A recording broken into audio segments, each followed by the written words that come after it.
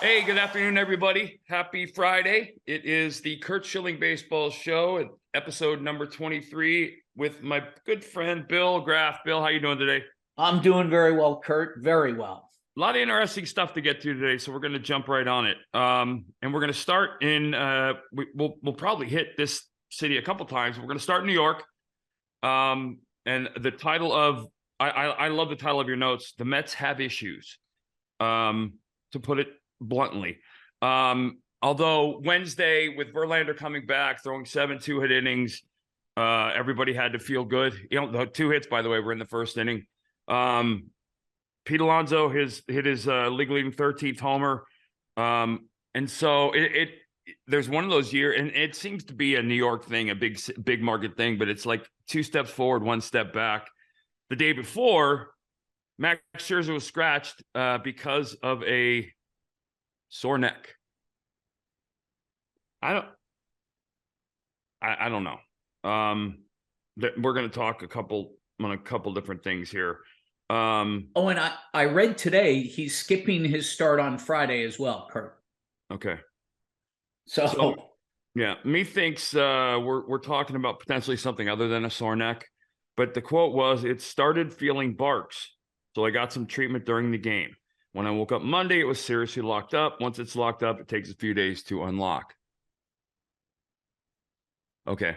Yeah, I'm not sure where to go with that. Other than, well, we're going to talk about that. And, I don't want a common theme here to be every couple of days we have a show and I talk about somebody who's hurt, who should have played, blah, blah, blah. But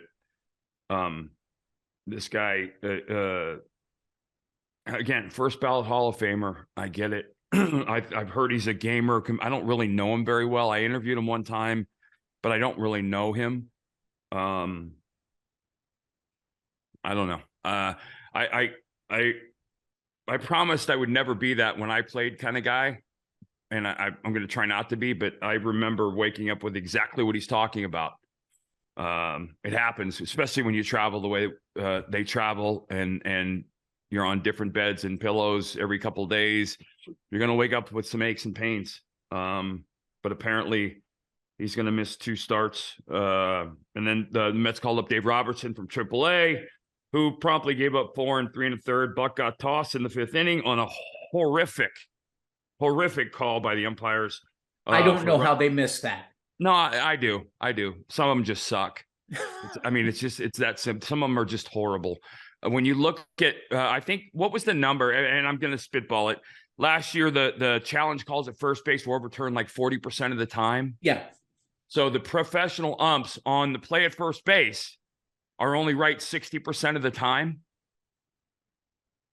Yeah, it's a game that moves at a speed you just can't comprehend. But they're supposed to be the best in the world, and some of them just suck.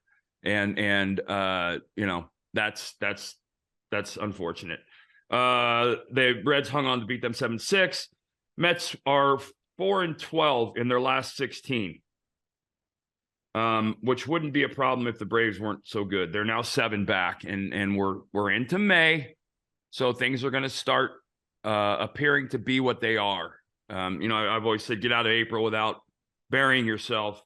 7, 8, 9, 10 games is potentially burying yourself. And then we're going to talk about a couple guys. Tyler Mahle, Max Fried, Jose Alvarado of the Phillies, and then Tyler Glasnow at the end, who I thought was going to be good news. Anyway, all these guys are hurt. Max Fried got beat for 7 in 6+ innings, then went on the 15-day deal with the quote-unquote forearm strain, which means for a guy that's had Tommy John, there's probably some issues in here, and you worry about that. MRI showed no structural issues with the elbow. That's MRI is just a little bit more clear than a Ouija board when it comes to stuff like that. It's hard to tell, but anytime you're talking about a guy with Tommy John, you worry. And for you Braves fans, we talked about this, and I talked about this in spring training. they're talking about sitting him. So when they say we're going to rest him, that means he's not going to pick up a ball. How long he doesn't pick up a ball, I usually go times 3 to come back. 2 weeks, he's out, doesn't throw, you're probably looking at 6 weeks. Which is basically like starting over at the beginning of spring training, right? For everything, for nothing but your arm. Your body's fine, right? You continue to work out. You do a lot of extra stuff, keeping the legs, keeping everything, cardio, everything fine. But the only thing that really matters is your arm, and you're getting treatment, and you're just resting it every day. And so, yeah, it in many ways, depending on the break and the length of time you're out, it really is like starting over again. And for guys that have had Tommy John, that can be lethal and dangerous. And with that kid, you hope it isn't, because he's a very special talent. And, you know, they're already dealing with Kyle Wright, who has shoulder inflammation, which should terrify people. And not Kyle, but as a fan, shoulder inflammation means that they don't actually know what's going on, and his shoulder hurts. And the problem is he's resting, I'm sure. But there's an underlying issue that causes the shoulder inflammation that is not being corrected generally. That usually is how it works. You almost never find shoulder instability without something related to the elbow. So it'll be interesting. An Atlanta writer today said that from what he's hearing, Wright is going to be out longer than Free. Yeah. So that's a problem for the Braves. Well, I mean, that if he's going to be out longer, then you're talking about going in and taking a peek and seeing what's up. Right.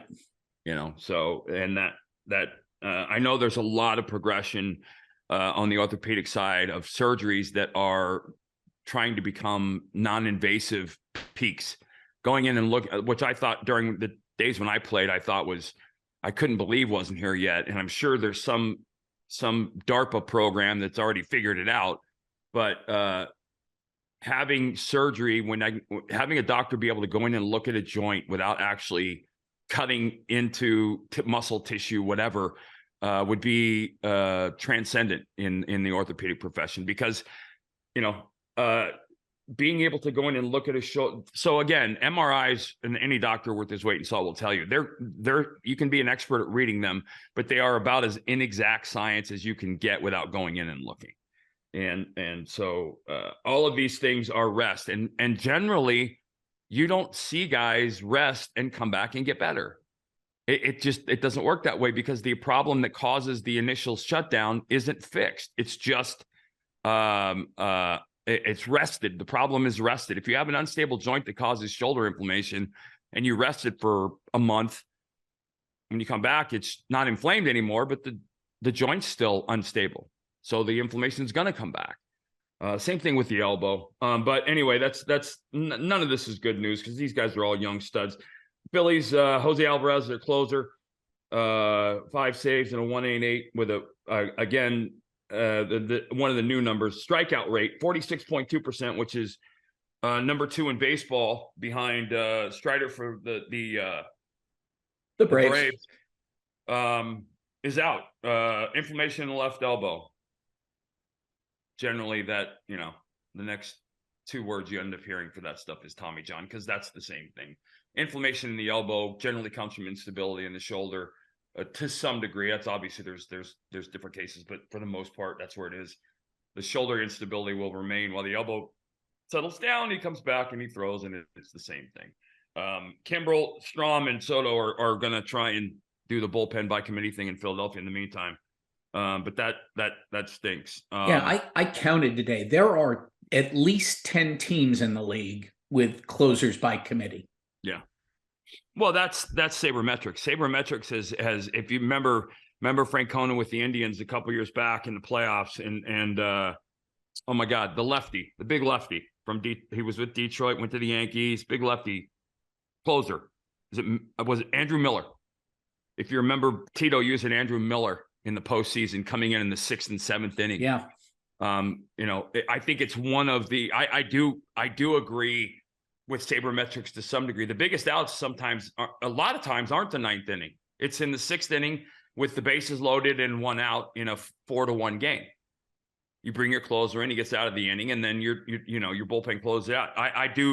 You have to know your players, and that's more of the committee. But there's a closer and a stopper, and I think nowadays, and the closer gets the last couple outs of the game. I think the stopper is the best pitcher in the bullpen who you use in the biggest moment.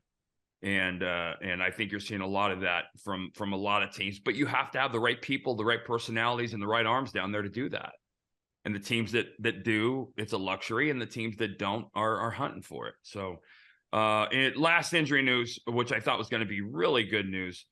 Tyler Glasnow for Tampa came back and made his first start. Went 2 1/3 through 46 pitches. Hit 97, so his arm's back. He's healthy and he's feeling good. Makes his second start and comes out after the first with some side soreness. And apparently, the quote after the game was, I could have stayed out there. And I got, then shut the hell up. Just shut up.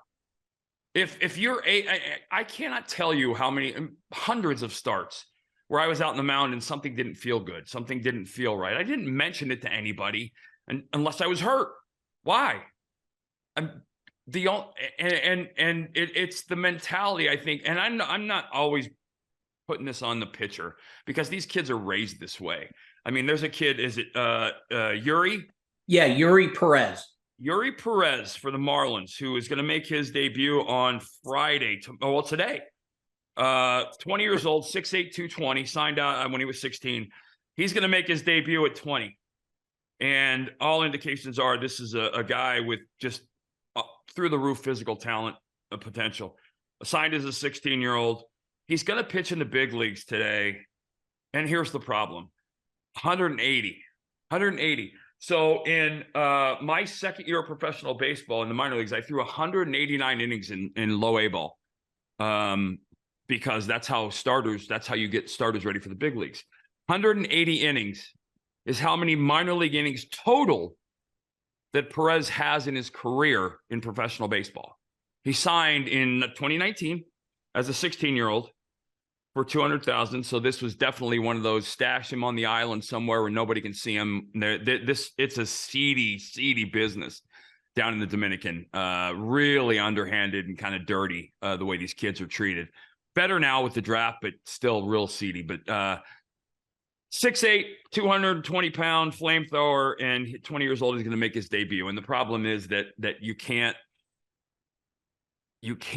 I don't know that I can convey the increase in effort level from A ball to double A to triple A to the big leagues. Going from A ball to the big leagues, I don't gather and fathom that concept. He was in double A. Yeah. For the start of this year. Right. And had 4 starts. Right. So he's got 4 starts. So my guess is if he made 4 starts in the minor leagues, that probably equals about 20 total innings. Right. He's never thrown more than 90 pitches in an outing. Yeah. See, this is absurd. And this is why I promise you and guarantee you, this is why you're seeing all of these young kids with Tommy John and going on surgery. They're asking too much of them before putting them through the ringer enough times in the minor leagues to get their stamina, to build their body, to do all the things you have to do to pitch in the big leagues. And this is insane. This is a kid who, after 4 starts in double A at 20, which he was probably one of the youngest guys in double A, in past days, they would have probably said, you know what, let's just let him pitch the first 2 months in double A. And then we'll bring him up to AAA. He's possibly a September call-up. The Marlins aren't playing they're not a World Series contender this year. Why would you do this? You have a full year to get this kid progressed the way you want him to, get some innings under his belt, get some stamina under his belt.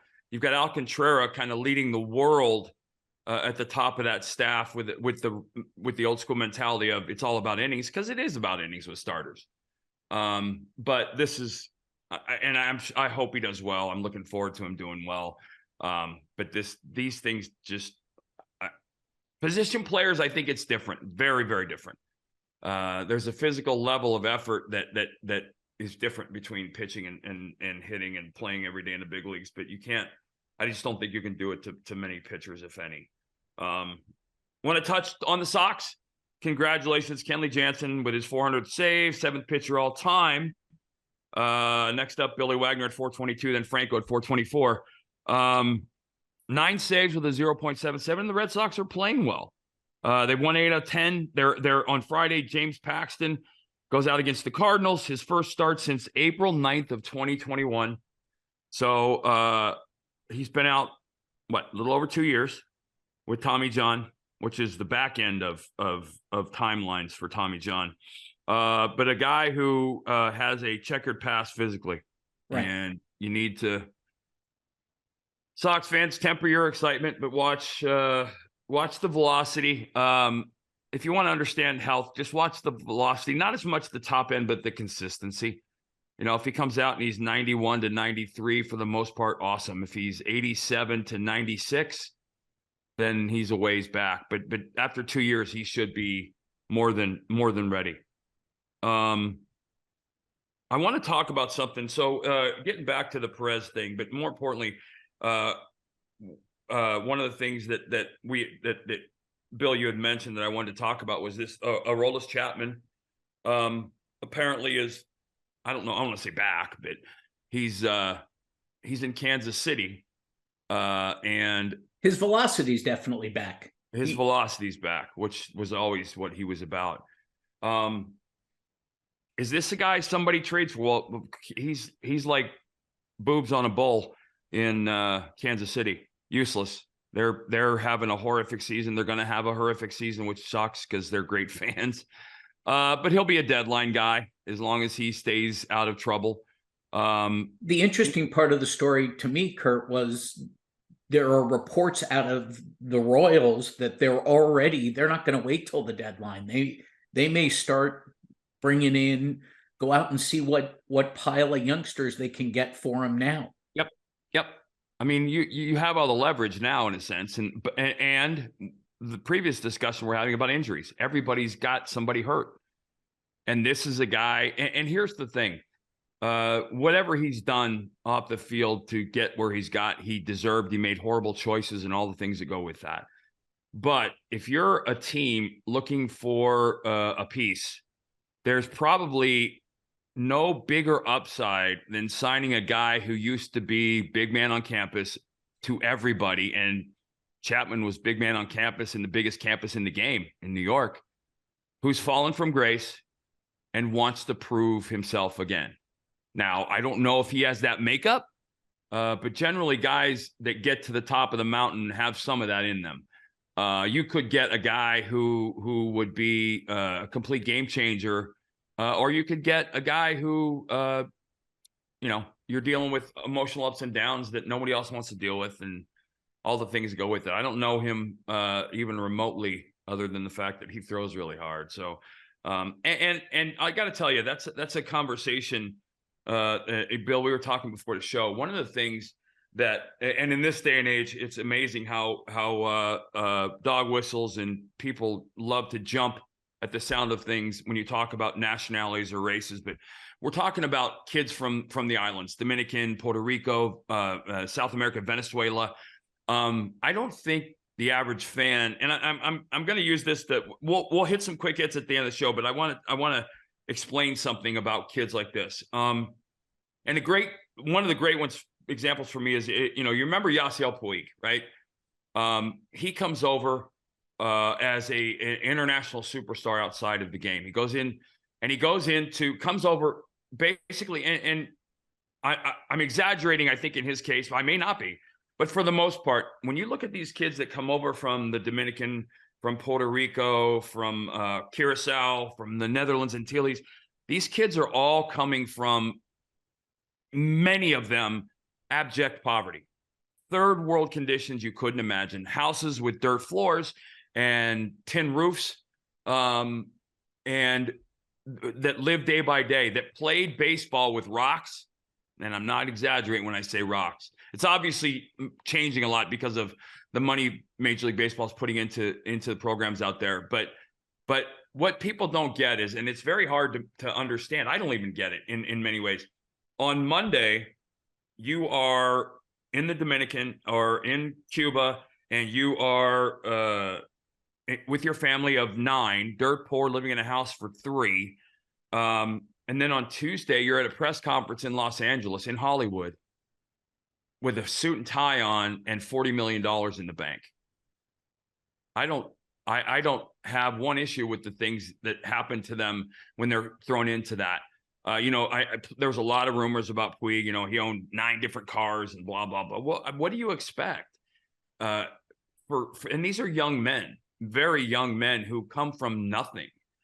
And the game puts them on a pedestal before it comes, because I think almost all of them should start in the minor leagues, regardless of the talent, just to get an a sense of acclimation, or to get acclimated to life here. It's different. They some of them at best, when they come, speak broken English. There's a language barrier, which is another reason why clubhouses gravitate the way they do. But the fact of the matter is, and I think teams are definitely doing it differently now. You have language coaches, you have coaches in the minor leagues, life skill coaches that teach. I'll tell you a story, Bill. When I was in, this was a long time ago, I was in rookie ball my first year. My manager, Bill Lemoncelli, told a story about how, he would go around, and we had, and rookie ball is where the 16, 17-year-old kids from foreign countries come to play. We had, 40 guys on our roster, and he would go, and players would pay rent and live in houses with families. And he went over to check a house where 4 kids from the Dominican were living. And he walked into the house and in the apartment, and they were renting. And he said the smell was horrific. And it was because he went into the bathroom and there was almost a month's worth of used toilet paper stacked next to the toilet. They had never had running water. They didn't know how to use a toilet. And it was mind-boggling to me, but it was also very enlightening for me to realize that, yeah, it's tough, but for some guys, it's a whole lot tougher. And these kids are coming to the country. Now they're not just coming over here never having running water. They're not playing rookie ball. They're coming over here never having running water with $40 million in the bank and a country full of leeches trying as hard as they can to latch on. And they have a family back home who can't get over here, who they need to send, especially the Cuban players who their family may be facing persecution. It's one of those things when you look at these young Latin American players. I really hope that fans do so with a little bit of a different eye and understanding. Bill, my dad always told me, everybody you pass on the street has a story as deep and as important to them as yours is to you. And it's no different. Some of the stories of the Cuban kids that defected would take your breath away. Oh, absolutely.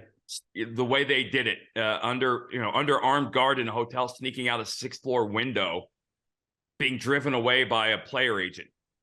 I mean, it's just it would break your heart, at the same time make you understand, because there's a belief, I think many believe on the islands, that live on the islands, that baseball is the only way out.